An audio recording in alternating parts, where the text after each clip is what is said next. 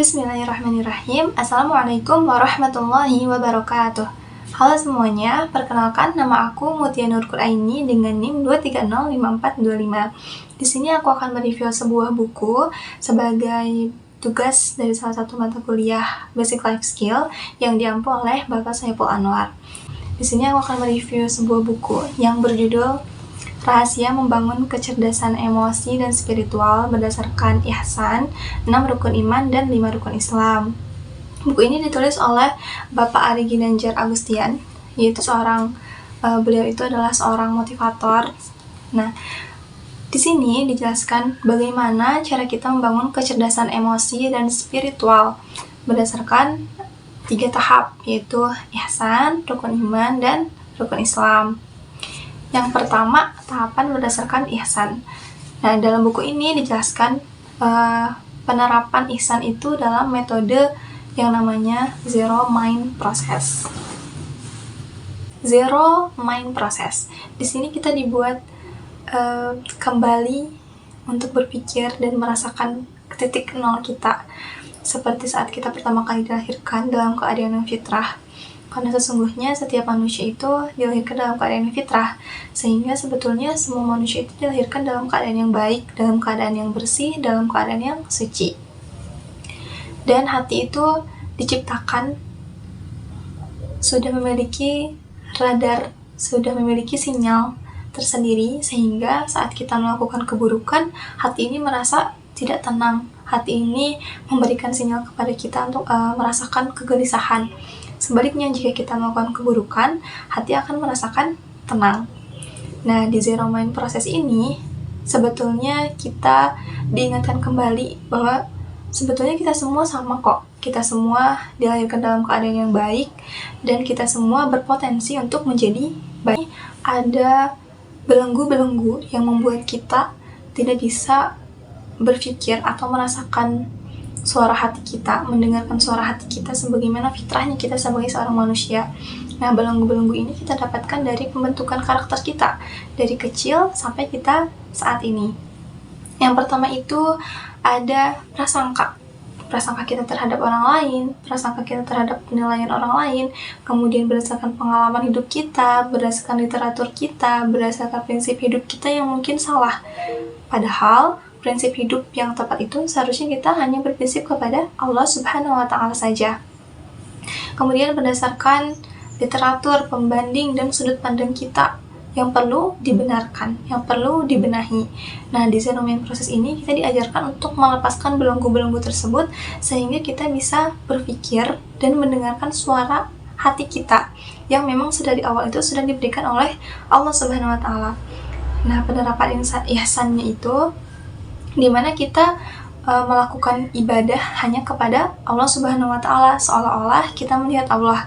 Jika Allah tidak melihat kita, maka sesungguhnya Allah itu tetap melihat kita, apa yang kita lakukan, karena Allah itu maha melihat dan maha mengetahui.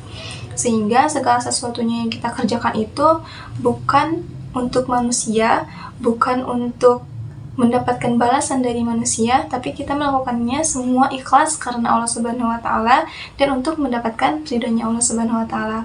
Sehingga tidak ada rasa kecewa dalam hati saat melakukan aktivitas. Contohnya saat kita belajar, bekerja, kita akan ikhlas melakukan semuanya dan tidak mengharapkan sama sekali balasan dari manusia.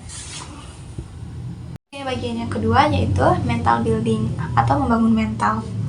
Nah, teman-teman, seharusnya sebagai umat muslim kita itu memiliki mental yang teguh, mental yang kuat. Karena apa? Jika kita mengimani benar-benar dengan sungguh-sungguh rukun iman, ke-6 rukun iman yang sudah kita hafal, niscaya kita itu akan memiliki mental yang teguh sebagaimana Rasulullah dan para sahabatnya di zaman dahulu ya. Yang pertama, iman kepada Allah Subhanahu wa Ta'ala udah mengajarkan kita untuk bersikap karena kita terus merasa diawasi oleh Allah Subhanahu wa Ta'ala. Kita juga mengimani sifat-sifatnya Allah, sehingga kita juga berusaha untuk menerapkan sifat-sifatnya dalam kehidupan kita. Sifat Allah yang maha penyayang, yang maha pengasih, yang maha sabar, dan segala halnya. Ada 99 nama baik Allah yang seharusnya bisa kita terapkan juga sebagai bentuk motivasi kita Jadi kita itu sebetulnya tidak terlalu butuh banyak motivasi dari manusia, karena dari Allah pun sudah banyak motivasi yang bisa kita terapkan dalam kehidupan. Yang kedua, iman kepada malaikat-malaikat Allah. Bukan hanya mengimani keberadaannya, bukan hanya mengimani nama-namanya, dari sifat-sifatnya, kita juga bisa mempelajari hal-hal dari para malaikatnya Allah. Dari kerja kerasnya mereka, dari keriduannya mereka, keikhlasannya mereka, kepatuhannya mereka terhadap perintah Allah tanpa mengharapkan apapun dari Allah. Pengabdian mereka yang tulus kepada Allah Subhanahu wa Ta'ala bisa kita terapkan pula di kehidupan sehari-hari, baik saat kita belajar, baik saat kita berbakti kepada kedua orang tua, kepada guru, ataupun saat kita bekerja. Yang ketiga, iman kepada kitab-kitabnya Allah. Dari sini sebetulnya Allah itu sudah mengajarkan kepada kita, memberi sinyal, memberi kode bahwa sudah seharusnya kita itu suka membaca untuk menambah pengetahuan kita, untuk menambah ilmu kita tentang dunia. Karena sebetulnya kan manusia itu tidak mengetahui apa-apa, dan kita bisa mengetahui banyak ilmu itu dengan membaca. Kemudian iman kepada Nabi dan Rasul. Subhanallah sekali, Masya Allah, bahwa Nabi dan Rasul itu mengajarkan banyak hal kepada umatnya. Dari Rasulullah aja kita bisa menerapkan, meneladani kepemimpinannya misal. Dan banyak hal lagi, hal-hal yang bisa kita pelajari, yang bisa kita teladani dari Nabi dan Rasulnya Allah.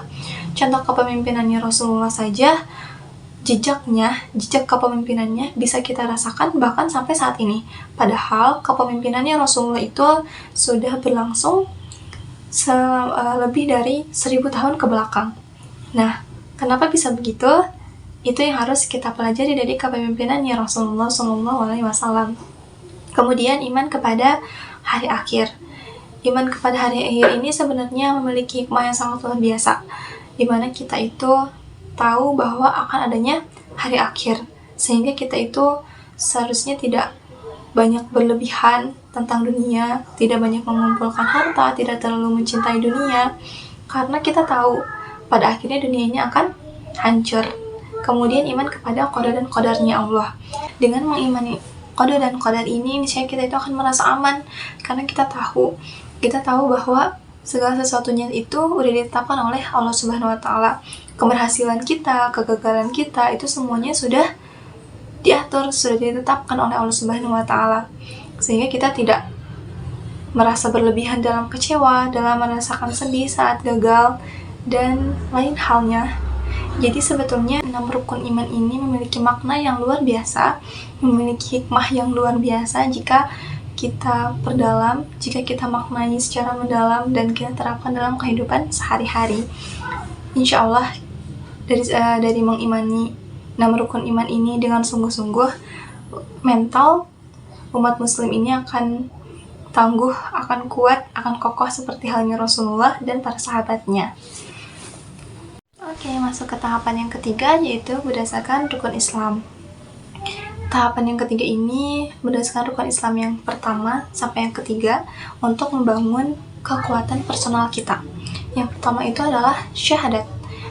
Nah, syahadat ini di buku ini ya diterapkan sebagai bentuk komitmen kita terhadap Allah Subhanahu wa Ta'ala, untuk benar-benar mengimani adanya Allah Subhanahu wa Ta'ala sebagai Tuhan kita, dan kita menunjukkan kehambaan kita kepada Allah Subhanahu wa Ta'ala dengan meneladani Rasulnya, dengan meneladani utusannya, yaitu Rasulullah SAW, mengikuti sunnah-sunnahnya dan menjauhi apa yang dijauhi oleh Rasulullah.